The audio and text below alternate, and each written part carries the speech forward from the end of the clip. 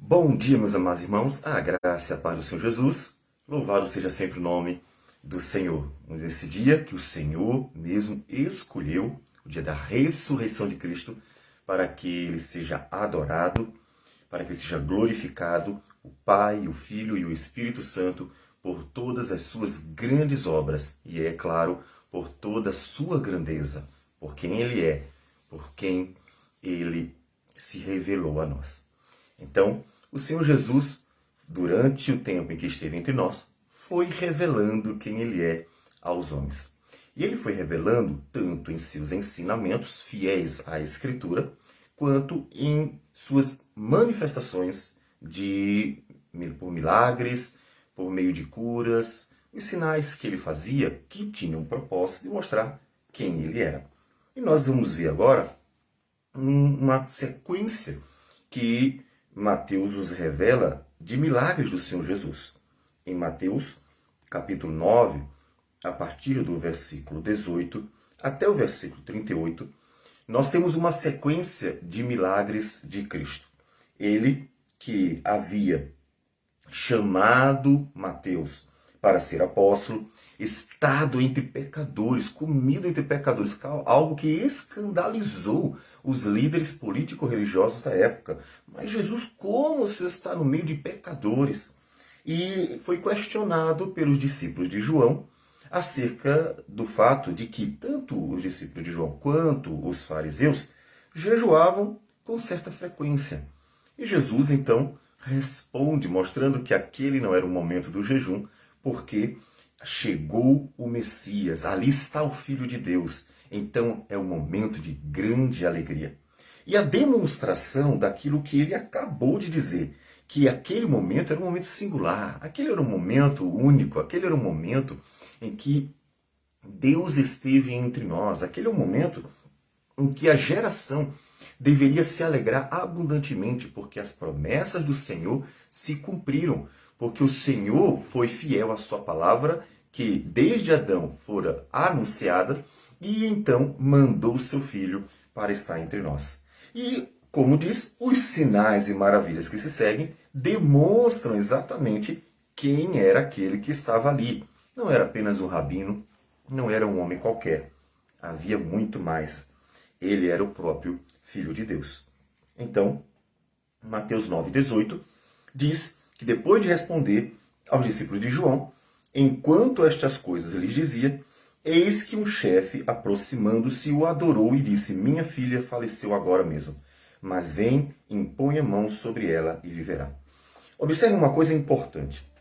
É que o texto ele está cercado como uma pintura que está adornada, cercada por uma margem, né, que são as bordas da pintura, ou a moldura da pintura. Ela está cercada. Primeiro, vocês vão encontrar exatamente essa incredulidade dos fariseus, que não entendem a obra de Jesus.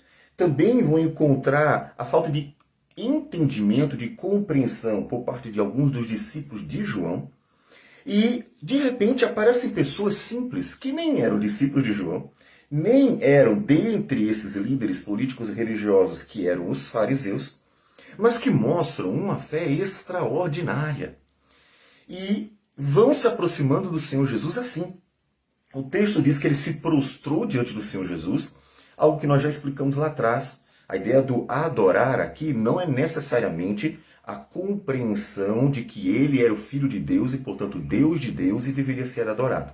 Porque o termo adorar aqui, ele significa se prostrar diante de alguém que tem autoridade, um rei, por exemplo. Então, ele estaria se prostrando perante um rabino com reverência, não necessariamente adorando como nós entendemos o termo adorar. Mas ele se achegou assim. A grande questão não é ele ter se prostrado humildemente, reconhecendo que ali estava um grande rabino, o Messias, isso podemos dizer que ele até creu, mas a grande questão é a fé dele. Minha filha faleceu agora mesmo, mas vem e impõe a mão sobre ela e viverá. Olha a fé daquele homem. O Senhor pode ressuscitar. O Senhor tem poder para ressuscitar os mortos. O Senhor tem poder para trazer a vida. Essa é a questão.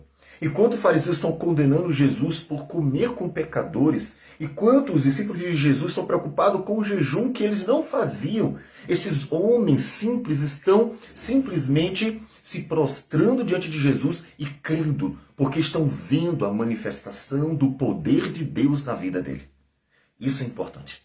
É muito importante nós percebermos como as pessoas podem estar cegas quando olham para o Senhor Jesus e não compreendem a dimensão de sua glória e como Deus quer que nos acheguemos a Ele. E pessoas simples, ainda que ele seja um chefe. Mas veja que não trata aquele homem como se fosse um homem grande, um homem importante, um chefe. E se aproxima com uma fé extraordinária. Mas não só ele. Logo em seguida, Jesus, levantando-se, o seguia, e também os seus discípulos. E eis que uma mulher que durante 12 anos vinha padecendo de uma hemorragia, veio por trás dele e lhe tocou na orla da veste, porque dizia consigo mesma, se eu apenas lhe tocar a veste, ficarei curada. E Jesus, voltando-se e vendo-a, disse, tem bom ânimo, filha, a tua fé te salvou. Desde aquele instante, a mulher ficou sã. Olha só, primeiro o homem diz, se o Senhor for lá, ressuscitará minha filha. Já a mulher chega pensando, se eu só tocar as vestes dele, ficarei curado. Olha a fé dos dois. Observe que é exatamente o que Jesus disse. O Filho de Deus está aqui para manifestar poder que nunca foi visto na terra. Eles estão se alegrando. Eles estão desfrutando da bênção desse poder que Cristo está manifestando entre eles. É o que Jesus respondeu para os discípulos de João. Não é hora de jejuar, é hora de se alegrar, porque aqui está o Filho de Deus, aqui está o Messias prometido, aqui está aquele que veio manifestar a glória do Senhor e então trazer alegria, alento, salvação para os pecadores. E eles estão se alegrando. Pessoas que se aproximam, vendo quem Jesus é por meio dos seus sinais e maravilhas e crendo nisso. Então, ela recebe a bênção da cura porque ela creu. Ela creu que em Jesus havia poder. Ali estava alguém diferente, alguém extraordinário. Como eu disse, não significa que eles tivessem uma compreensão exata de quem Jesus era. Essa compreensão exata, nós vamos vendo que vai se desenvolvendo. Mas com certeza, eles estavam olhando para ele como um Messias, como alguém enviado de Deus para trazer realmente alento para Israel, para trazer algo novo para Israel. Isso sim, eles estavam olhando para Jesus como o enviado de Deus. E Jesus então segue. E tendo chegado à casa do chefe, e vendo os tocadores de flauta e o povo em alvoroço, disse, retirai-vos, porque não está morta a menina, mas dorme. E riam-se dele. Mas afastado o povo, entrou Jesus, tomou a menina pela mão, e ela se levantou. E a fama deste acontecimento correu por toda aquela terra. Observe que o Senhor Jesus, ele vai sendo alvo de contradição, ou seja, pessoas creem nele, outras desprezam e riem. E isso vai mostrando como Israel estava dividido. Ou seja, que o povo do Senhor nunca foi um povo homogêneo. Porque dentro da igreja visível sempre há joio. Sempre há aqueles que estão ali por outras razões. Simpatia, gostam de ritos, solenidades, ou por tradição. Pessoas que se achegam por amizade. É claro que nesse caso são judeus e, portanto, por nascimento. Estão ali muito mais por uma questão de necessidade nacional. Eles têm que fazer parte daquilo. Mas vemos como dentro do povo visível sempre há dois grupos. Os que realmente creem de uma forma extraordinária, ou seja, realmente olham para o Senhor como Ele é, entendem sinais. Ele deu sinais, eles entenderam. Olha, esses sinais indicam, Ele é realmente o enviado do Senhor. Quando, em João capítulo 3, Nicodemo se aproxima de Jesus, ele diz assim: ninguém pode fazer esses sinais que tu fazes. Tem que ser enviado de Deus. Então ele traz em discurso aquilo que as multidões estavam observando. E alguns estavam crendo. E que o Senhor Jesus era realmente o enviado de Deus. E vem mais outros dois homens simples. Versículo 27 diz: partindo Jesus dali, seguiram-no dois cegos, clamando: tem compaixão de nós, filho de Davi. Quando eles dizem filho de Davi, é Messias.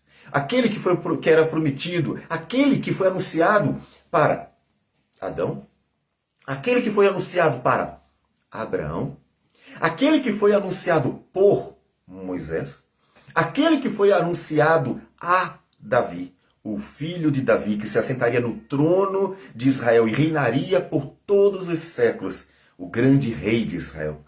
Veja que dois homens cegos, mas aqueles homens conseguiram ver melhor quem era Jesus por meio do testemunho que receberam, dos sinais e maravilhas que ele fazia, e por terem ouvido a sua palavra anunciada às multidões. Viam melhor do que os fariseus que estavam o tempo inteiro cercando, porque estavam em espreita, tentando encontrar algum jeito de acusá-lo para condená-lo. Daí nós vemos como a justiça dos homens é injusta, porque os pecadores em seu tribunal religioso julgaram o homem que não tem pecado, enquanto atribuíam justiça a si mesmo. Daí a gente vê o cuidado, porque realmente o pecado cega os homens. E dois cegos estavam vendo melhor do que os fariseus. Melhor até do que alguns discípulos de João Batista, que ainda estavam seguindo João Batista, mesmo que João Batista já tenha saído de cena. Eles ainda não se achegaram ao Senhor Jesus. Então eles clamam: tem compaixão de nós, filho de Davi, dizem os cegos. Tendo ele entrado em casa, aproximaram-se os cegos e Jesus lhes perguntou: credes que eu posso fazer isto? Responderam-lhe: sim, Senhor.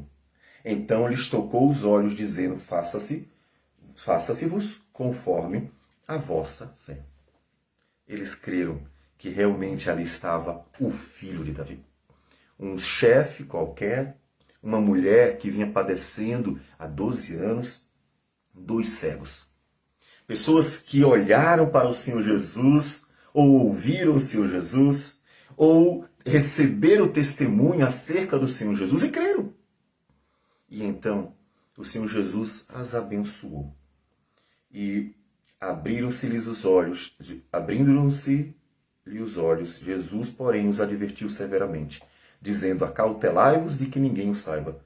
Saindo eles, porém, divulgaram-lhe a fama por toda aquela terra. Vamos ser misericordiosos. Não é que eles eram teimosos, não.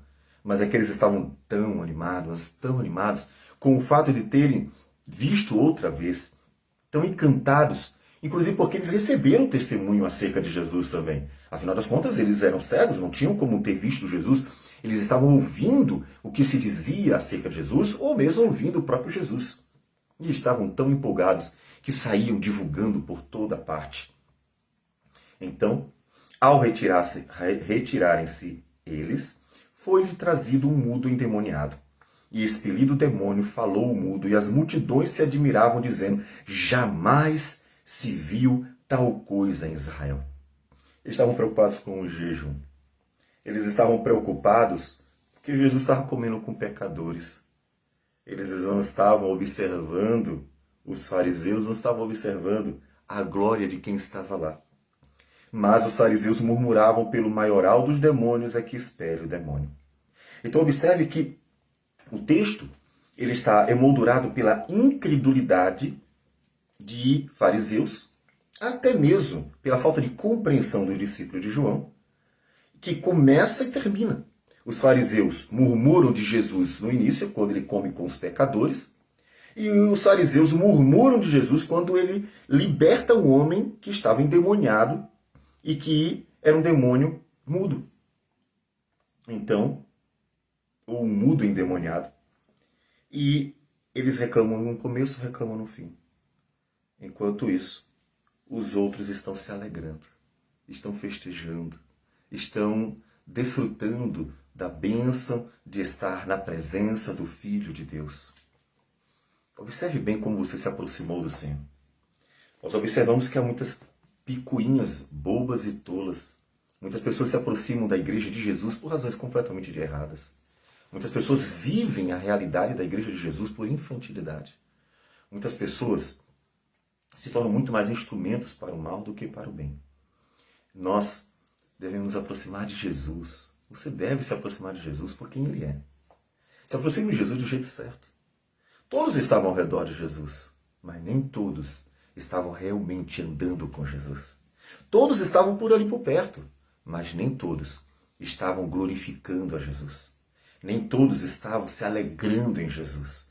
Por mais que parecessem tão religiosos, mas tão religiosos, fariseus jejuavam com frequência, até discípulos de João jejuavam com frequência. Pareciam muito religiosos, mas não estavam se aproximando de Jesus como deveriam. Não conseguiam ver o que dois cegos viram, que Jesus é o filho de Davi, aquele que veio para cumprir a palavra do Senhor, glorificar a Deus, salvar o pecador e então reinar sobre todos eternamente. Dois cegos viam o que eles não conseguiam. E as multidões estavam maravilhadas com o que o Senhor Jesus estava fazendo. Então, encante-se também. Se aproxime de Jesus, glorificando o nome de Jesus, adorando Jesus, proclamando a sua glória, se alegrando nele. Aproxime-se de Jesus para desfrutar desta nova aliança, desta nova era da história humana, a presença de Cristo, o envio do Espírito Santo em abundância para a igreja, os últimos dias em que nós aguardamos a volta do Senhor, para que Ele finalmente possa instalar um novo céu e uma nova terra entre os homens. Então se alegre, glorificando ao Senhor, e você mesmo será o abençoado, como foram aqueles que de forma simples creram no Senhor e se alegraram nele. Que o Senhor nos conduza a isto.